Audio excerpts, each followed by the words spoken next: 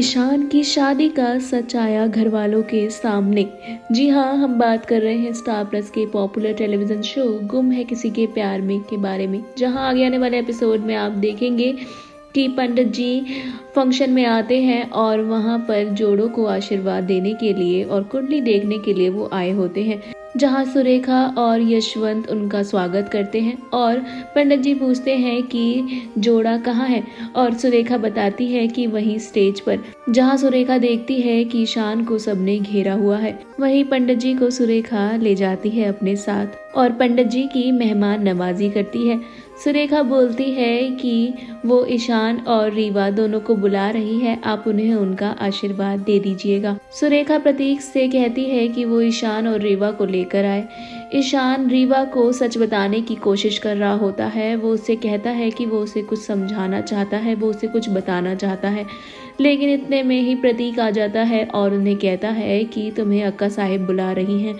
उसके बाद ईशान और रीवा अक्का साहिब से मिलने उनके पास जा रहे होते हैं कि इस बीच कैमरामैन आ जाता है और प्रतीक से कहता है कि उसने रीवा की पिक्चर्स क्लिक कर ली थी, लेकिन ईशान की नहीं कर पाया था। वहीं प्रतीक कहता है कि रीवा तुम जाओ, मैं ईशान को लेकर आता हूँ। पिक्चर्स क्लिक करवाने के बाद ईशान की पिक्चर्स क्लिक करवाने लगता है प्रतीक, और ईशान उस दौरान ड्रिंक पे ड्रिंक पीता रहता है और बहुत ज़्यादा नशे में हो जाता है। वहीं रीवा आती है और पंडित जी रीवा को आशीर्वाद देते हैं। साथ ही साथ सुरेखा कहती है कि ईशान कहाँ है। रीवा बताती है कि वो अभी आ रहा है। सुरेखा तब तक पंडित जी को कुंडली देखने के लिए और उनकी पूजा करने को कहती है। पंडित जी कुंडली देखना शुरू करते हैं। वहीं आप देखेंगे दूसरी ओर सभी कॉलेज में होती है और पढ़ाई कर रही होती है। लेक्चर खत्म होता है और उसके बाद दुर्वा के दोस्त सभी से मजाक करने लगते हैं और उसके पति का सरनेम पूछने लगते हैं, जहां सभी को गुस्सा आ जाता है और वो सबसे कहती है कि उसकी कोई शादी नहीं हुई है और ये मंगलसूत्र नहीं, उसकी बहन की सुरक्षा के लिए बांधा हुआ धागा है, और सर पर सिंदूर नहीं बल्कि माथा टेकने पर जो कुमकुम गणेश जी के चरणों में था वो लग गया है।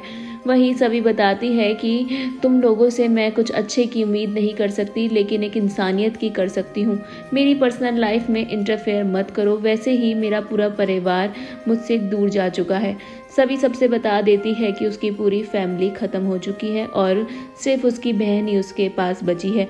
वहीं दूसरी ओर आप देखेंगे कि ईशान की कुंडली देखते हैं पंडित जी और बताते हैं कि ये कुंडली उसकी है जिसकी शादी हो चुकी है, और ये शादी उसी समय हुई है जब विट्ठल रुक्मई का विवाह हुआ था।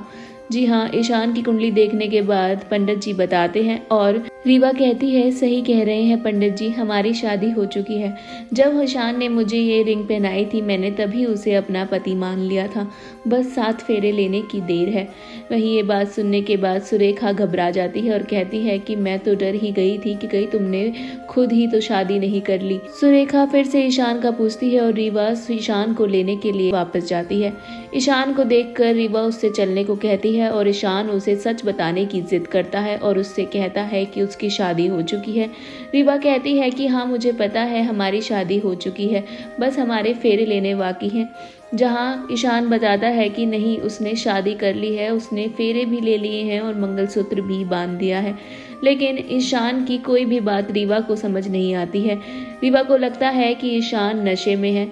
वहीं दूसरी ओर आगे आप देखेंगे कि ईशान को रीवा लेकर आ जाती है पंडित जी के पास। सुरेखा पंडित जी से दोनों को आशीर्वाद देने के लिए कहती है। पंडित जी उठते हैं और रीवा को आशीर्वाद देते हैं और कहते हैं कि दूल्हा कहाँ है। ईशान को देखने के बाद पंडित जी पहचान जाते हैं कि ये वही लड़का है जो आज शादी करा था, यानी कि जिसकी शादी आज मंदिर में हुई थी, और वो बताते हैं कि इनकी शादी तो हो चुकी है आज मंदिर में। वेल आगे क्या होता है, क्या ईशान बता पाएगा सबको सच? शो से जुड़ी आगे की मोर इंटरेस्टिंग अपडेट के लिए stay tune on volley TV.